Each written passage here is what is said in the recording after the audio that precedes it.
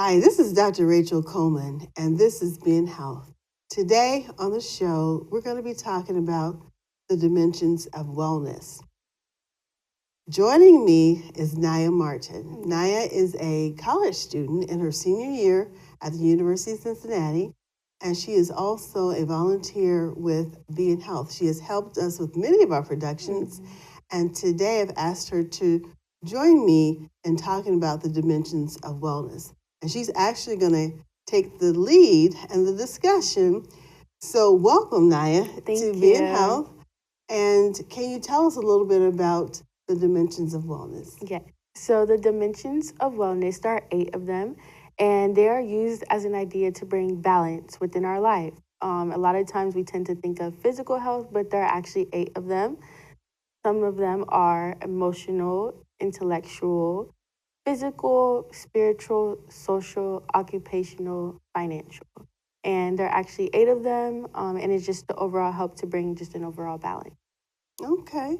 So let's dive right in. So let's start our discussion with the emotional wellness. Can you tell me a little bit about emotional wellness, what it means, and what does it look like, perhaps? Okay.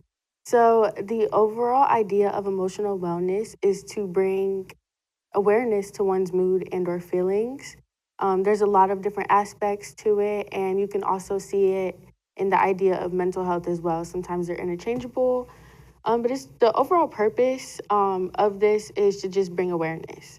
And one of the ideas is purpose, and that involves feeling connected and just being able to find the overall joy and meaning in life. There are many aspects to finding purpose, and sometimes even people use the term of meaning as well within it. And then another idea involves problem solving. So being able to find ways to solve problems. This can mean within yourself, with others, whatever the case is, within your workplace, but just kind of, using that as a way to just balance that out.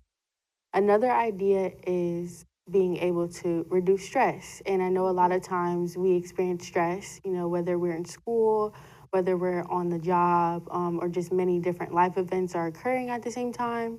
We tend to just overall experience stress. So just taking time to de stress. And there are many different ways to de stress. So whether you want to, watch your favorite movie or watch your favorite show. I know some people have a comfort show that they tend to go to when, times are a little bit harder. And then also, maybe just cooking or baking, just your favorite meal or your favorite dessert. Just taking the time to just de-stress and take the time for yourself. And this is important because, a lot of time, as some would say, life be lifing.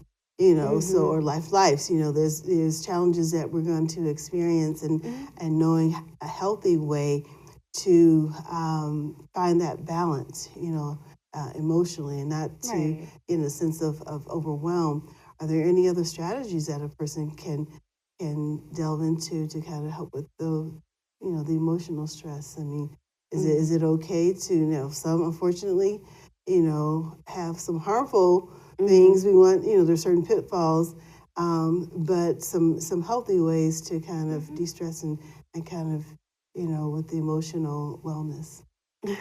There are a lot of healthy ways, even going back to not only just like, watching your favorite movie or show, but also being able to just talk to others. Going outside, I think is a great one as well. Being able to go into nature, just have that quiet time. And then even, being able to hang out with like a great friend of yours or just spend some time with your family is also great ways to de-stress as well. Excellent. So shall we move on to intellectual wellness? Yes. So tell me about intellectual wellness. So intellectual wellness, a lot of times, I think our immediate thing is the mind. So the brain, just kind of how we operate, how we think. And one of the main focus points involves study skills. So whether that's being able to, study in school, but also just applying that outside of school, maybe like if you're in a religion, like, being able to study whatever the religious text is, and just, just improving on those studying skills and learning how to just build on them as well.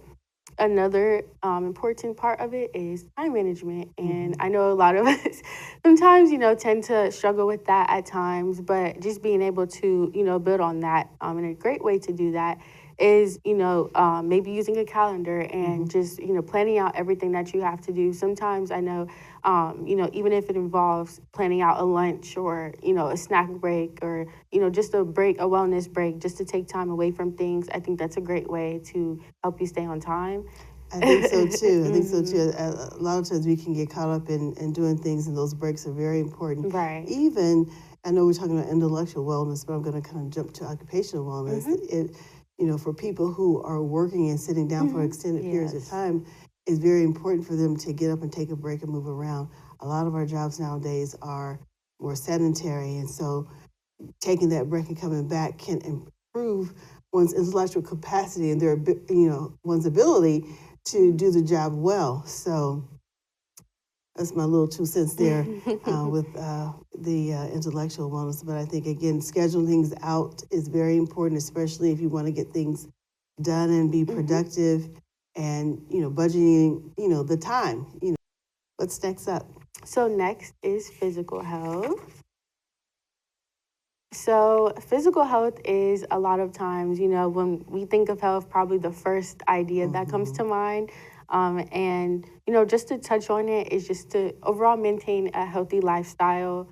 So, eating well, making sure you incorporate all the groups of food. So proteins, carbohydrates, fruits and vegetables, which is really important. Right, Sometimes we forget to, incorporate those into our diets, and then as well as fats as well.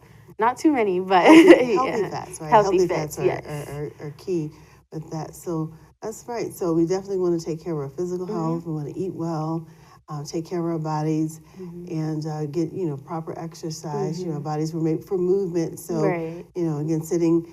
It's okay to have a little TV time, screen time. But we want to get up and move and make sure we've got good circulation going and our muscles are nice, healthy, and strong, and so forth. So, excellent. Anything else with physical health you'd like to share? Yes, so sleep. I think a lot of times we're not able to prioritize sleep, but being able to, receive 7 to 8 hours each night can be very vital within our lifestyle. Yes.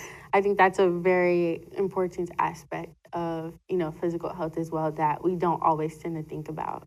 Right. Some people think that sleep is overrated and, they sleep when they die. But it's very important for the body to get that time to heal and repair and hit the reset and bring those cortisol levels down, especially as we just learned with our weight management seminar, the role of cortisol and bringing those cortisol levels down with good, healthy amount of sleep.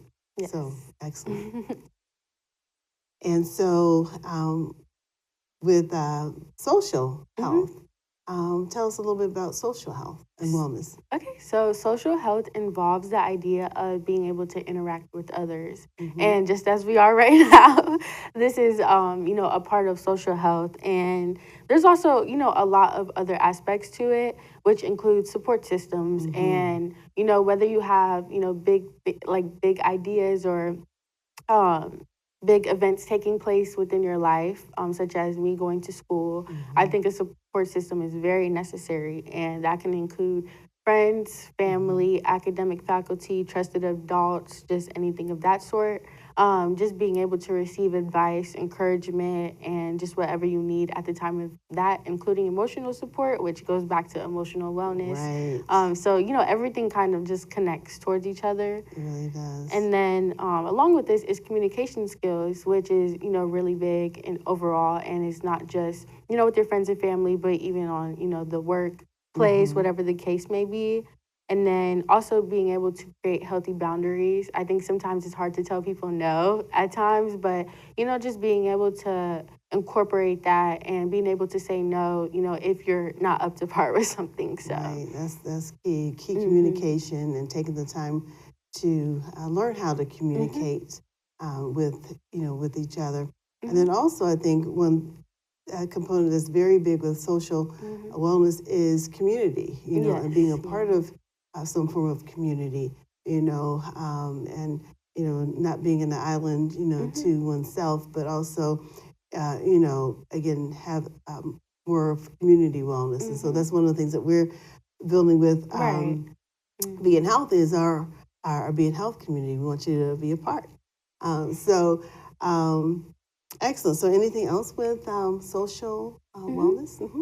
And as I mentioned earlier, great ways to reduce stress. I believe that this also coincides with social health. So being able to, go to family and friends and spend time with Yes. them to help reduce stress and kind of, they kind of piggyback off each other Right. as well. Stay connected. That's good. That's good. All right. So now what about spiritual wellness?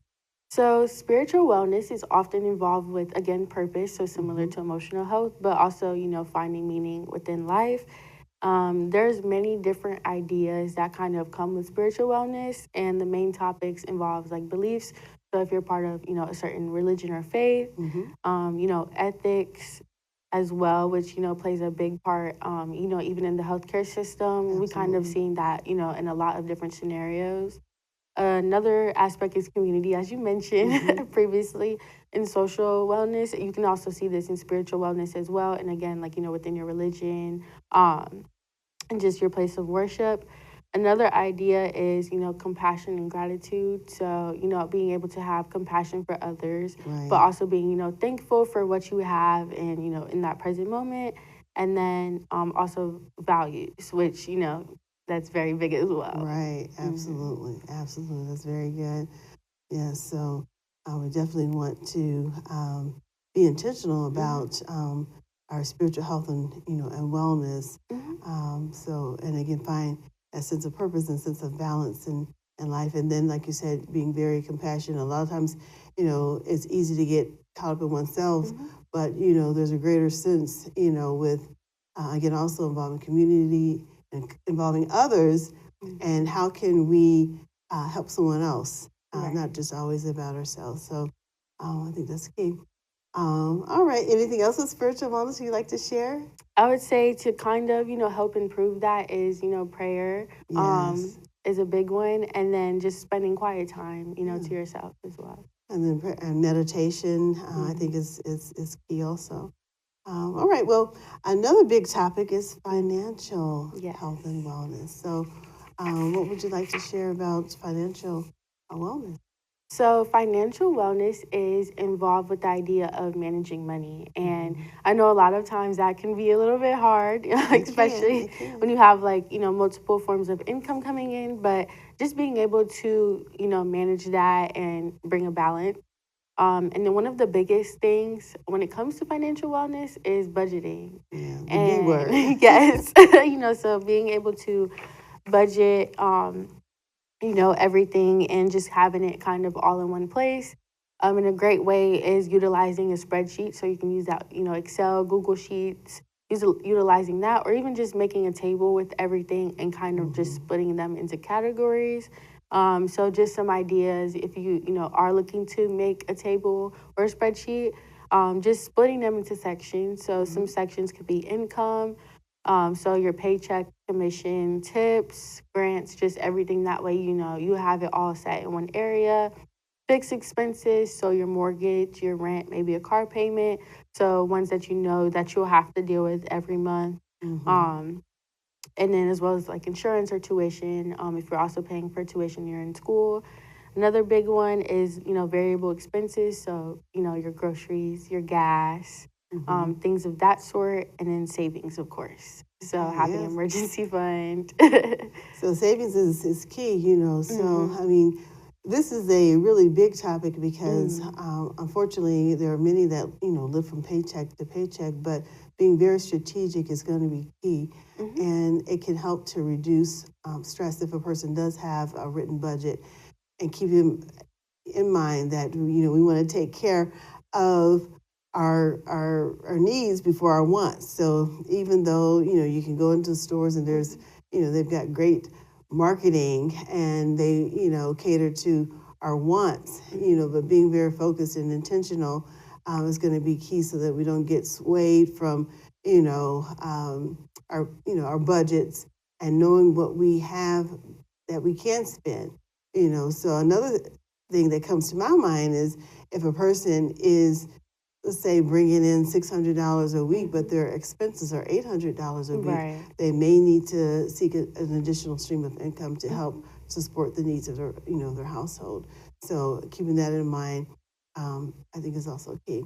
So what else is there with, financial wellness? Emergency funds. Oh, that's huge. That's huge. That's Yes, huge. so emergency funds are, funds that are set aside in the case of an unexpected, emergency. So that can come in various ways. So maybe, something happened with the house or your car. And an important part of it is not spending it, for a vacation or for fun or What if I entertainment. want to get my nails done? This is an emergency. It's a big event this weekend. I got to buy a new outfit. Isn't that an emergency? That would be when you would use your extras. Oh, okay. So for your entertainment or Okay. self-care Okay. part of your budget. So having a line item for that. Yes, Okay. yes. Okay. But in this case, you want to make sure that this is money that you just set aside and do not touch. So some people might save up to like 500, or sometimes it's 1,000 or 2,000. It's a personal basis, and it's something that you can continue to add on to over time. You don't necessarily have to put in $100 or so every time you get a paycheck, but just putting in maybe $25 each time can play a big role in building up your emergency fund. But if you can't put that $100 in, then you likely should, do it. It depends on how big your emergencies are. So for someone who doesn't have to pay a mortgage, or their emergency fund may be less than the person who does have, the house of the list of expenses, and then getting to the point where a person saves at least several months, of expenses, so that hopefully there's never a medical emergency where a person couldn't go to work and couldn't get the income coming in, and where they had to, be off on a short-term disability or whatever, or not having, again, no income coming in, they could still keep their house afloat. Right. But because they can lean on those saved funds. Yes. I think that's very key. What else? And I would say, just, making sure to just stick to the goals that you have when it comes to, savings and everything of that sort. And then another great way to, I guess, like build up money, including for your emergency fund, will be like a high yield savings account. So, one that you'll be able to earn more money over time and build up over time. Right. That's awesome. Very good. Anything else with our financial wellness? That's all I have for financial wellness. Okay. That's fine. All right. So then the next one is environmental wellness. Let's talk a little bit about environmental wellness. Okay, so environmental wellness involves the idea of how one connects with the environment around them. So whether that's in the place that they live, the place that they work, just, everything kind of within that aspect. And it doesn't necessarily just include the place that you live in, but also, the community itself. So, whether or not the community is very clean, whether there's a lot of, trash and litter everywhere, and maybe even pollution, just, things of that sort that can kind of impact, the way that you live. And a big part is also access to food and healthcare. So, I know there's like a lot of food banks and, places, around the community that can help with that. But those also play a part into environmental wellness.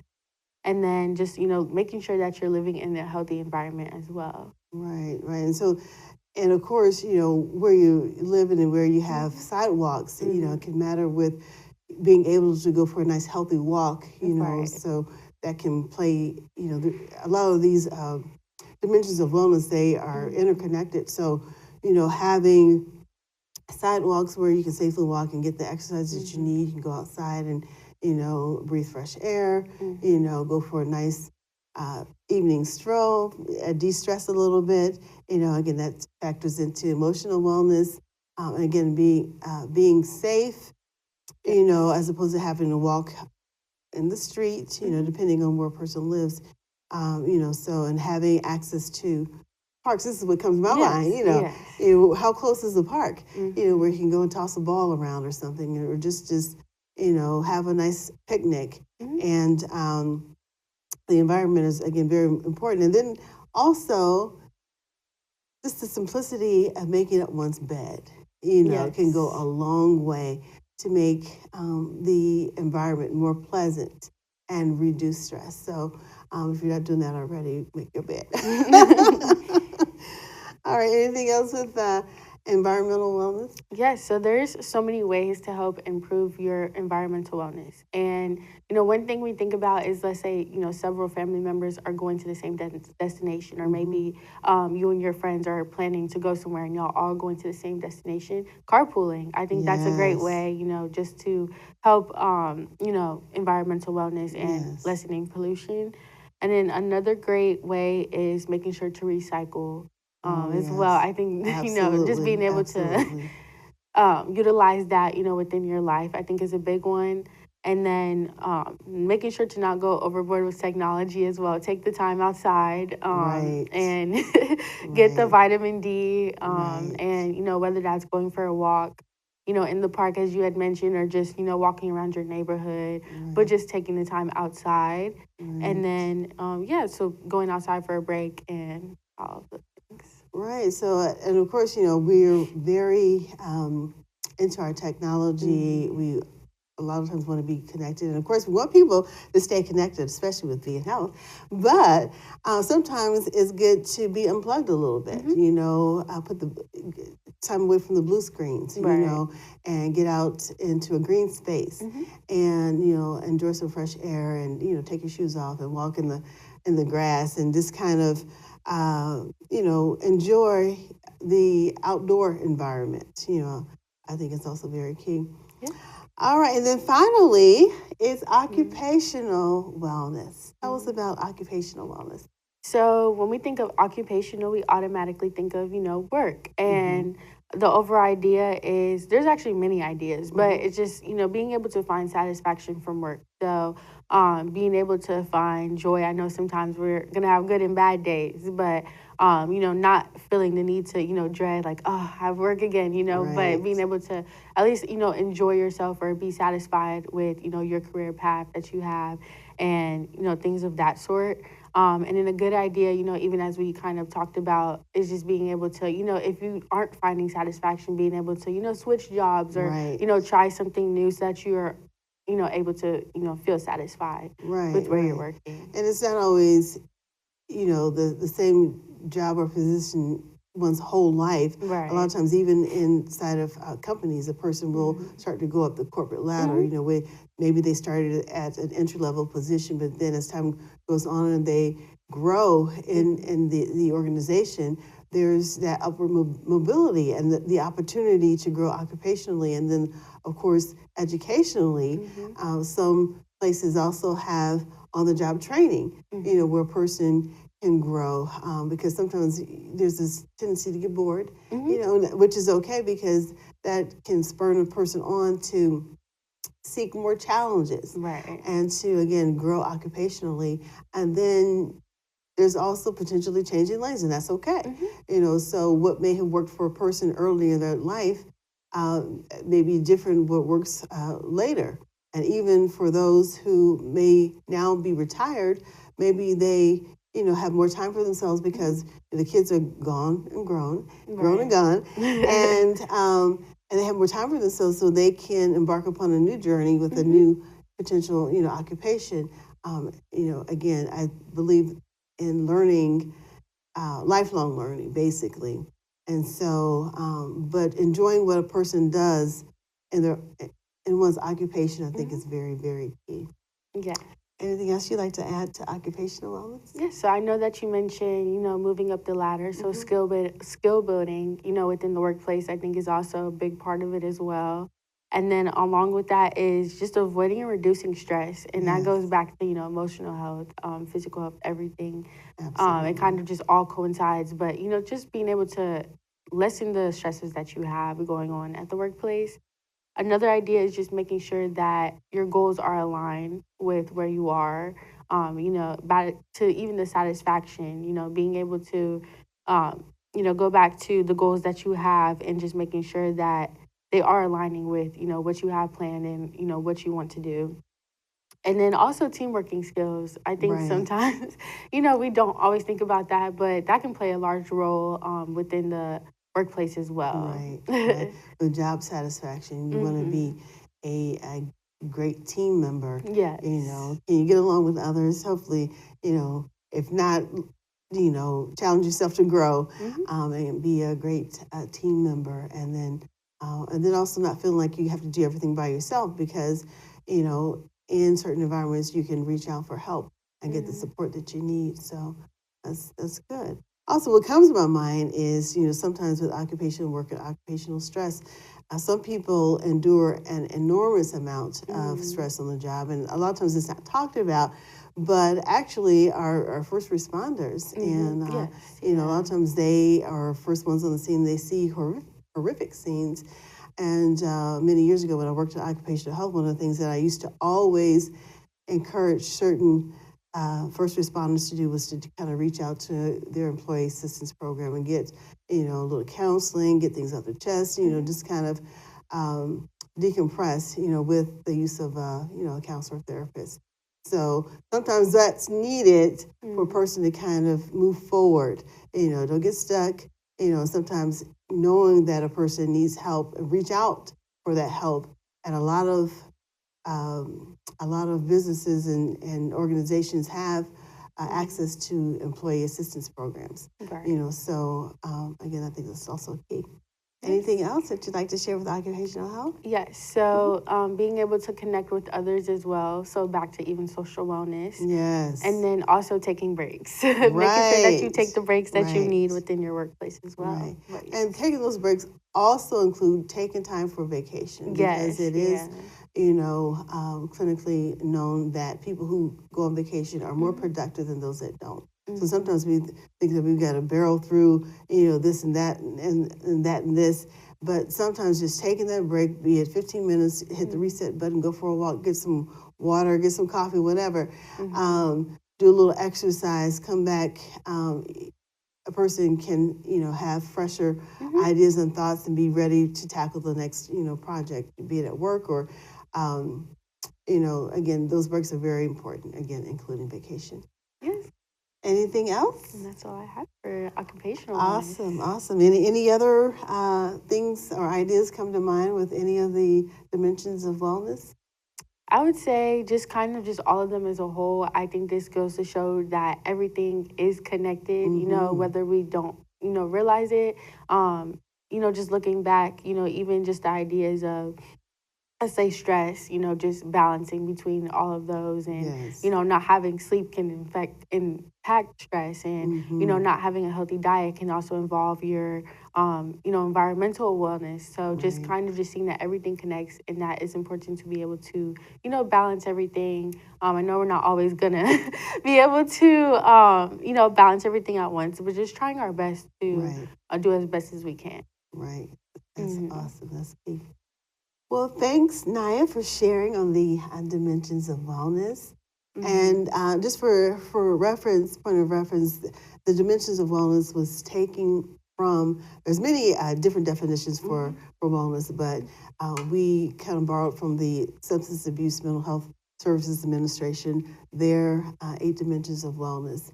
So just to have, some talking points and to open up some understanding for us all.